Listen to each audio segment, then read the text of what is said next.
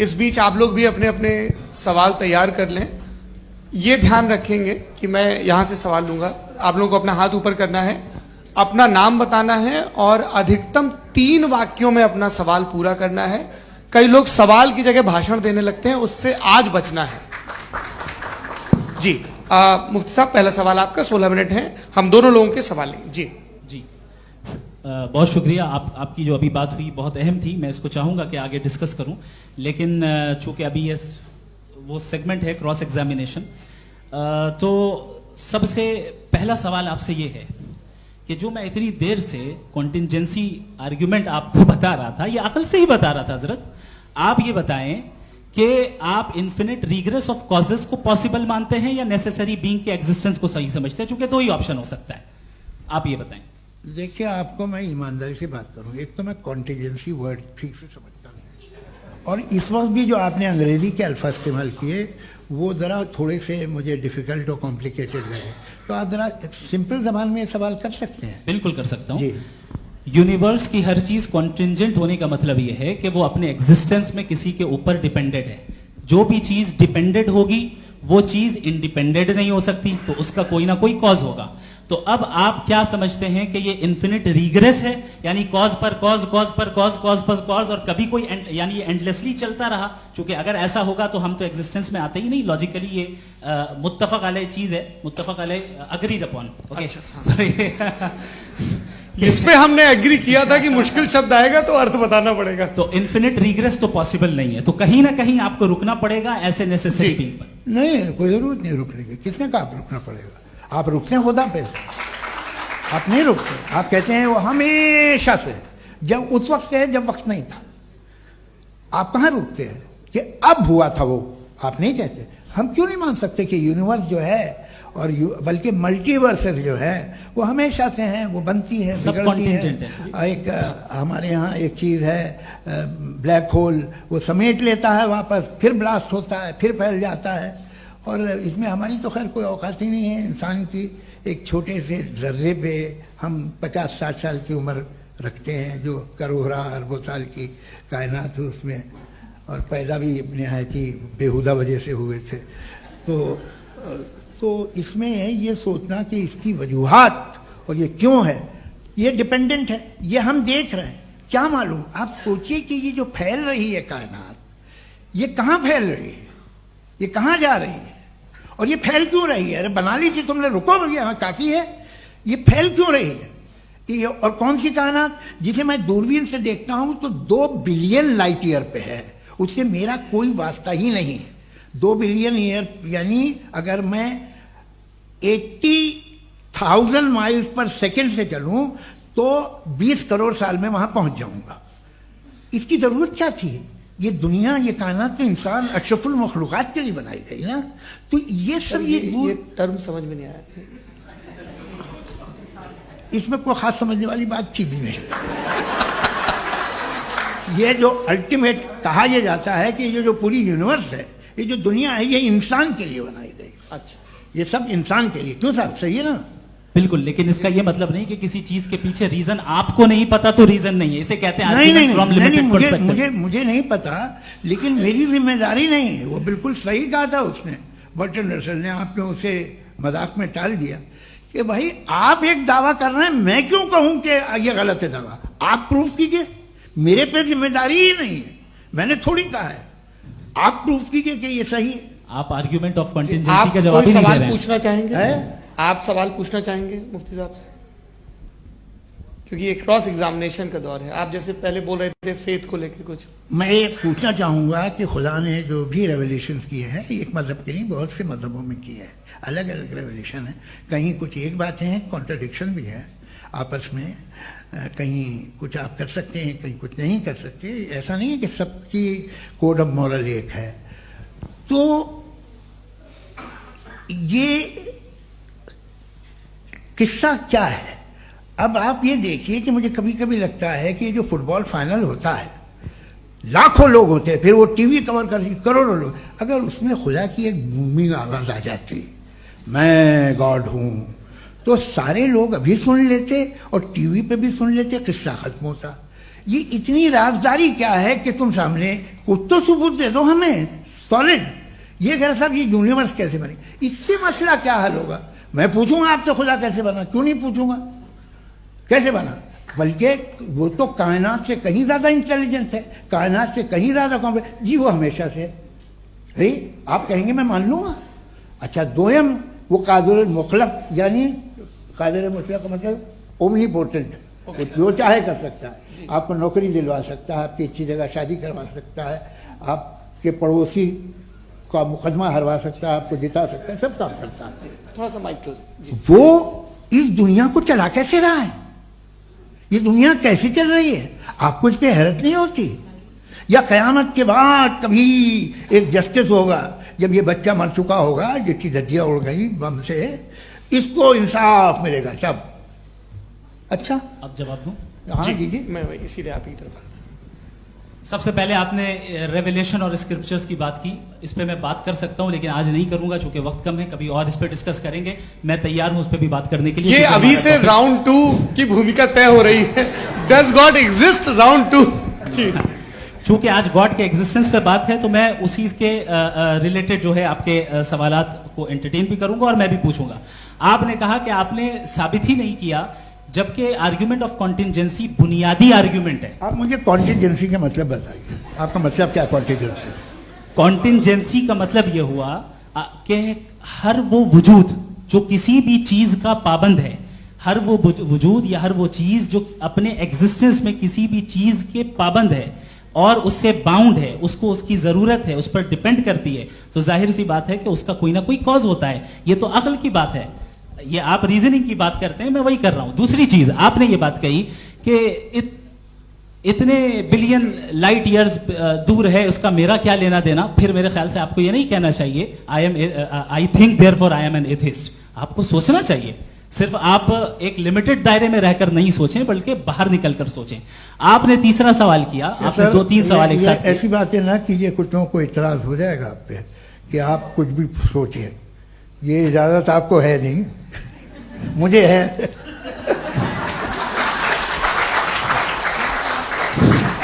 जी आपने problem of evil के ताल्लुक से सवाल किया और बार बार आप एक लफ्ज रिपीट कर रहे हैं कि ओमनीपोटेंट गॉड है, ऑल पावरफुल गॉड है। यही तो दरअसल समझना है कि गॉड का कॉन्सेप्ट क्या है। प्रॉब्लम ऑफ इविल जो है, प्रॉब्लम ऑफ इविल दर हकीकत 2 असम्पशंस पर कायम है। अगर आप इन 2 असम्पशंस को समझ जाएं तो ये प्रॉब्लम नहीं रहेगी, आर्ग्यूमेंट आपको समझ में आ जाएगी कि ये कोलैप्स कर जाता है। पॉइंट नंबर 1, यानी जो आपका सबसे पहला फॉल्स असम्पशन है कि गॉड मर्सीफुल है, ओमनीपोटेंट है, दुनिया में जुल्म हो रहा है। लेकिन आपको यह समझना चाहिए कि हमारे वर्ल्ड व्यू के मुताबिक गॉड सिर्फ ओमनीपोटेंट और सिर्फ मर्सीफुल नहीं है, बल्कि वो ऑल वाइज भी है और वो ऑल नोइंग भी है। उसके हर काम के पीछे हिकमत और विजडम है। ये कोई जरूरी नहीं है कि वो हिकमत और विजडम आपको समझ में आए या मुझे समझ में आए।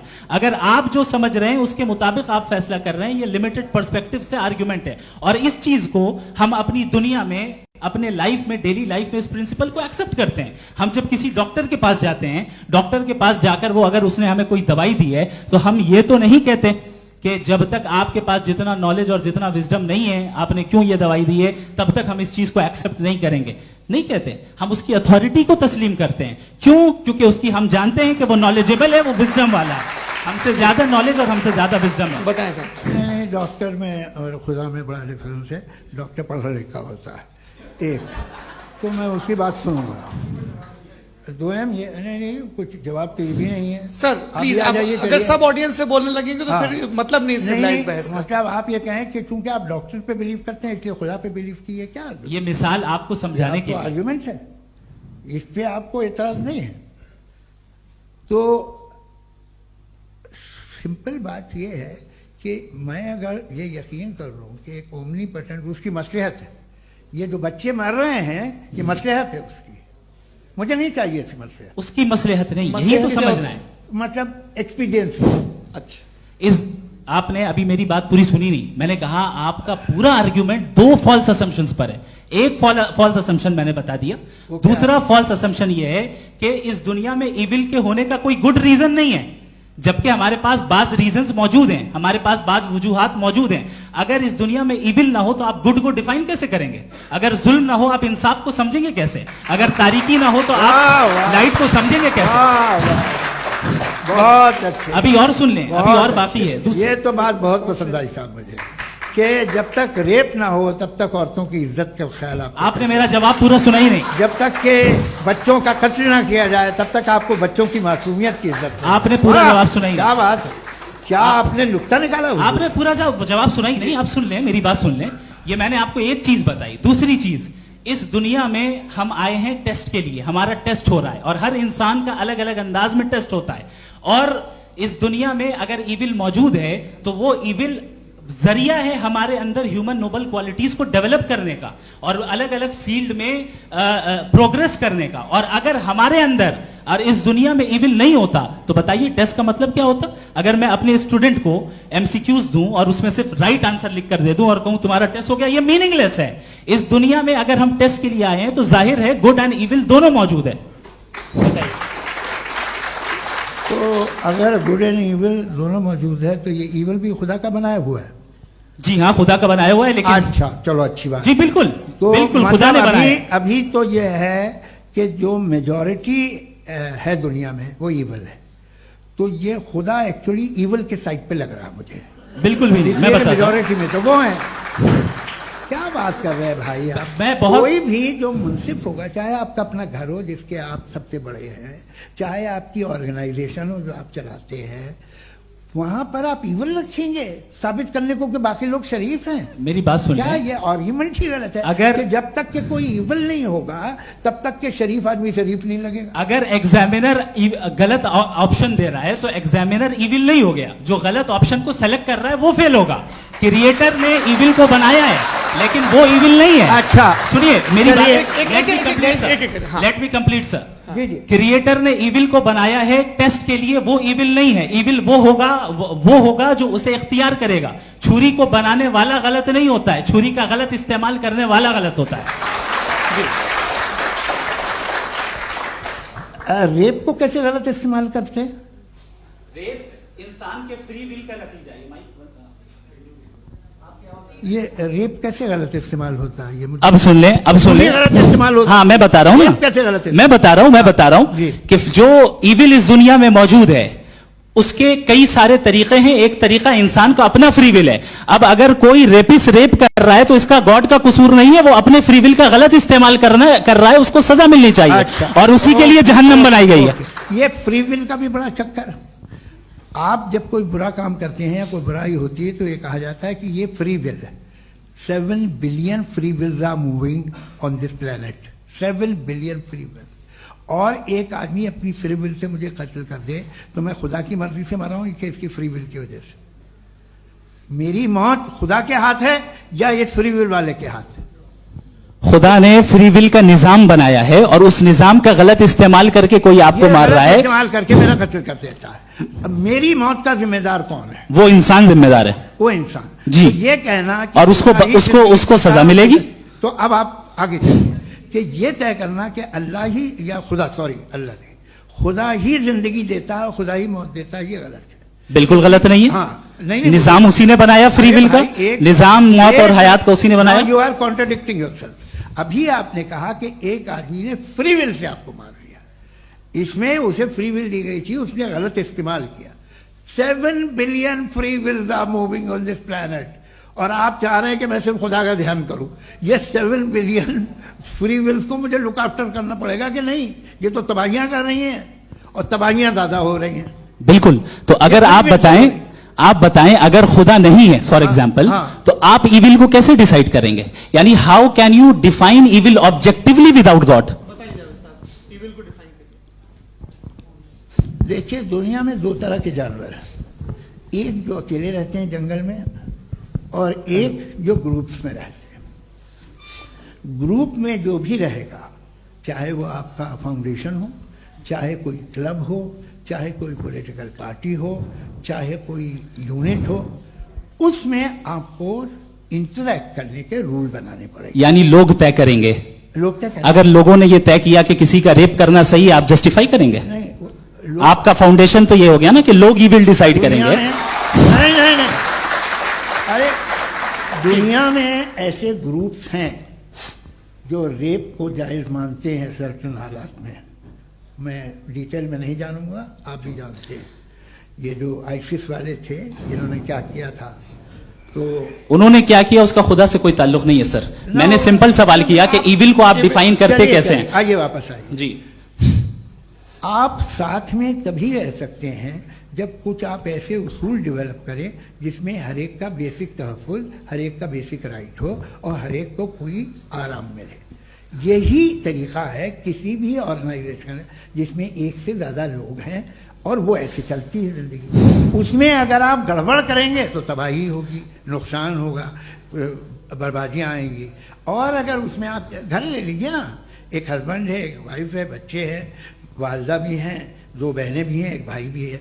अब इसमें कोई निज़ाम आपको चाहिए साथ में रहने का, और एक दूसरे पे भरोसा रहे, एक दूसरे के बहीख्वाह हों, एक दूसरे की मदद करें, ऐसी जिंदगी। सर आपकी बात आ गई। आप ये कह रहे हैं कि लोग डिसाइड करेंगे क्या सही है क्या गलत है, यही है? मेजॉरिटी डिसाइड करेगी क्या सही है क्या गलत है? अरे भाई बिल्कुल।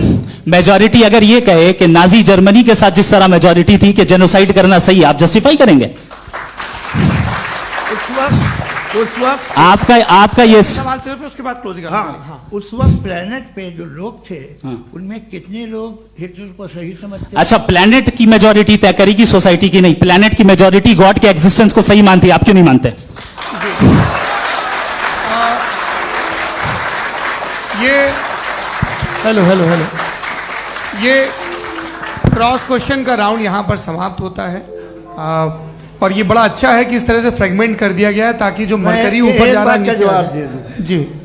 प्लेनेट की ज्यादातर मेजॉरिटी कुछ दूसरे मजहबों के खुदा को मानती है। आप उन्हें क्यों नहीं, आप तो मेजोरिटी की बात कर रहे हैं। अच्छा, ये क्लोजिंग आप ये कह रहे हैं इविल और गुड को डिसाइड मेजोरिटी करेगी। मेजोरिटी जो कर दे वो सही हो जाएगा। क्लोजिंग इसको जैसा आप ही लोगों ने तय किया है उसी फॉर्मेट को फॉलो कर लेते हैं। हाँ भाई, मैंने तो भले लोगों पे एतबार किया और तब मॉडरेशन तय किया। जी, आपके पास 5 मिनट का वक्त है, क्लोजिंग आर्ग्यूमेंट है, उसके बाद हम ऑडियंस से क्वेश्चन आंसर लेंगे जावेद साहब के क्लोजिंग आर्ग्यूमेंट के बाद। ओके, बहुत शुक्रिया जी। हमारा जो टॉपिक है डज गॉड एग्जिस्ट, मैं इस पे इतने एकेडमिक तैयारी करके आया था। मुझे था कि मैंने सोचा था कि कई सारे मैं आर्ग्यूमेंट्स दूंगा, लेकिन वक्त की भी किल्लत और जावेद साहब बार बार इधर उधर चले जा रहे थे तो उसको भी थोड़ा एंटरटेन करना पड़ गया। डज गॉड एग्जिस्ट पे मैं एक ही आर्ग्यूमेंट दे पाया। आर्ग्यूमेंट्स बहुत हैं और डेफिनेटिव आर्ग्यूमेंट्स हैं, और मेरे आर्ग्यूमेंट को किसी एक राउंड में भी इन्होंने एंटरटेन नहीं किया और रेफ्यूट नहीं किया। एक राउंड में भी नहीं, एक राउंड में भी नहीं। और ना ही अभी आपका क्लोजिंग आर्ग्यूमेंट आएगा, नहीं, वो बता देना। Argument of contingency sir. अरे मैं आपसे कई बार कह चुका हूं कंटीजेंसी का मतलब अब मैं कैसे समझाऊं आपको? आपस में हाँ, आप और कितने आसानी से समझाऊं मैं, मुझे तो नहीं समझ में आ रहा है। आप अपनी आर्ग्यूमेंट ऑफ कंटीजेंसी उर्दू में बोल सकते हैं। हाँ, आप अपनी बात पूरी कर ले जी, आखिरी 4 मिनट। दूसरी चीज, just a minute please ma'am, can I talk? दूसरी चीज ये है कि आपने एक तो इसका जवाब नहीं दिया, दूसरा आपने गॉड के ना होने पर कोई डेफिनेटिव आर्ग्यूमेंट नहीं दिया, सिर्फ मजहब पे बात कर रहे हैं आप। मजहब तो आज हमारा टॉपिक ही नहीं था। आज तो हमारा टॉपिक हो, आप मजहब से ले लेकर आईएस तक चले गए। भाई हमारा क्या ताल्लुक है उससे? We condemn them. और उसका गॉड से क्या ताल्लुक है? अगर कोई गलत काम कर रहा है, किसी ने किसी को कत्ल किया, किसी ने किसी का रेप किया, उसको सजा मिलनी चाहिए। और आपके पास कोई भी rational strong foundation of morality नहीं है। आपने कहा कि मेजॉरिटी तय करेगी सोसाइटी की, वो सही होगा। मैंने कहा हिटलर को फिर आप सही कहेंगे? नहीं, प्लेनेट की सोसाइटी की मेजॉरिटी तय करेगी। तो प्लेनेट की मेजॉरिटी गॉड के एग्जिस्टेंस को मानती है, आप कह रहे हैं ये रिलीजियस है। तो यानी आपके पास कोई स्ट्रॉन्ग फाउंडेशन नहीं है ऑब्जेक्टिव मोरालिटी का। ऑब्जेक्टिव मोरालिटी का अगर कोई फाउंडेशन है तो वो सिर्फ गॉड है, गॉड है, गॉड है। Thank you.